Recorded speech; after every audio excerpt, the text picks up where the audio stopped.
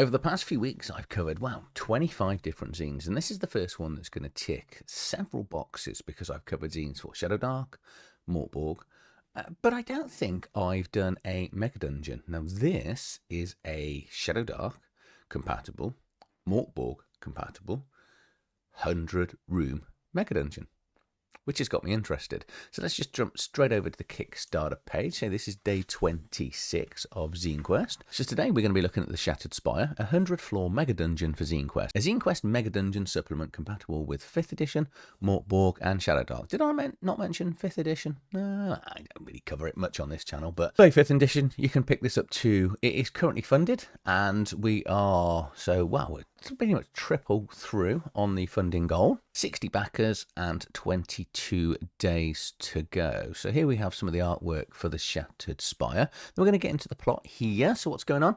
So in a plane between realms, there was a beacon of arcane power. The spire was a sacred monument built on the channel of energies of the cosmos, entrusted for those defined enclaves. The spires were realms of floating islands before the fracture happened.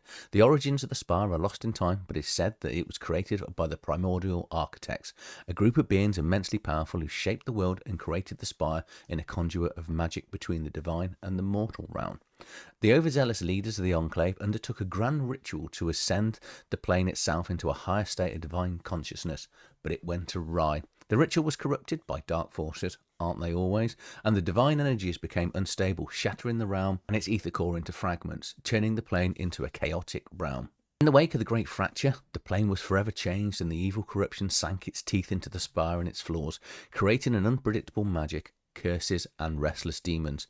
Now the ether core fragments have become a cancer to the spire, leaving the towers to crumble, the monsters roaming free, and the magic is waning, becoming more wild. So what have the players got to do? So here we go. Starting on the first floor, in the remains of the Ashen Bastion, you and your party of adventurers must gather their gear and ascend the towers. Venture forth, sink through mud, past stones and root, and simply try to make it out to the tip of the spire. Fight through trials and tribulations and uncover the mysteries of the tower and reap the rewards and riches for your efforts. There you go, your evil spire that you need to get into. And go and get the fragments back together, I'm guessing. So it's a rules-light RPG compatible with 5th edition Shadowdark Mork BORG. It's the ultimate challenge for daring adventurers. These massive crumbling towers are treacherous 100-floor point-crawl dungeon filled with untold terrors and limitless treasure. Each floor is generated from a series of tables to be guarded by deadly traps and terrible monsters for the players to deal with. It'll come with a grand test of grit and resolve, ascend the 100 floors of peril, and conquer the spire to claim its riches. So now we're going to get into sort of more of the contents and see some of the artwork in here. So we've got a unique characters. We've got a sentinel here. I think that's a vindicator. I talk about this loads on my channel. I don't know why people use these weird letters. It's hard enough to read as a dyslexic, let alone when you don't know what the letters are meant to be. I think this is a night stalker, but there's a Y here at the R. I'm guessing that says night stalker. Annoyingly, it's you can't click on them to see, but obviously you get an idea of what's going on in here. So what's that? At least 3 new character classes. And then here's the toolkits to design the dungeon. So from designing a floor, you can give a number of rooms, nothing. We've got puzzles, major hazards. This is really testing my eyes. It'd be handy if these popped out, if you could click on them. Room type, minor hazards, traps, NBC. Wonder that's going to be something that's going to come out. Then we've got things like wandering traders in here. So this must come out of the sort of the random things that are coming out. And we've got a monster encounter table, D20 table of monsters from levels 1 to 16, and boss monsters from levels 1 to 16 as well. And we've got some more NPCs, NPC generators, which is going to deal with race, character, alignment, wealth, and appearance.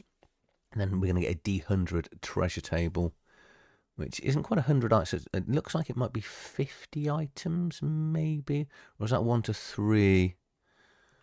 Okay, I think it's going to go by level, isn't it? Okay, so we've got treasure tables per character level. So this is from 0 to level 3.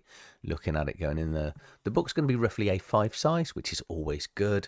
And if you want the PDF version, it's going to cost you €10. If you want the PDF and a physical copy, it's going to be €20 plus shipping. It's going to end around about the 23rd of March. Then we've got all the variety of sort of shipping and things. We have got some add-ons here. So when I did click on the creator, I think there was it 23 or 22 previous Kickstarter projects, which is going to include things like the one-page dungeon one-shots here, some mini adventures for 5th edition, some additional map packs, village packs, mini adventures as well.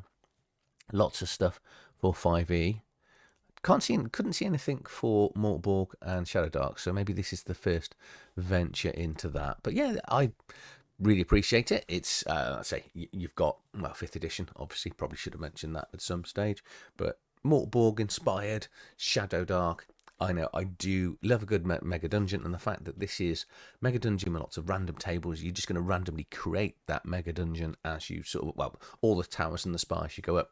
Looks like a great zine to me. So plenty of time to get on this. But so this is day 26 of Zinequest. So from here, 2 more to go. They have been selected, and Zinequest officially ends at the end of today, I think. Hence the reason, they will be coming, but I've sort of saved them up from Zinequest. Obviously, if you've enjoyed this series, please let me know down in the comments below. It's been really good fun to sort of do this and sort of drag out sort of different sort of zines and comments and stuff to go through. But yeah, thanks for all the support, all the comments that I've had, and I'll be back tomorrow with day 27. Keep watching.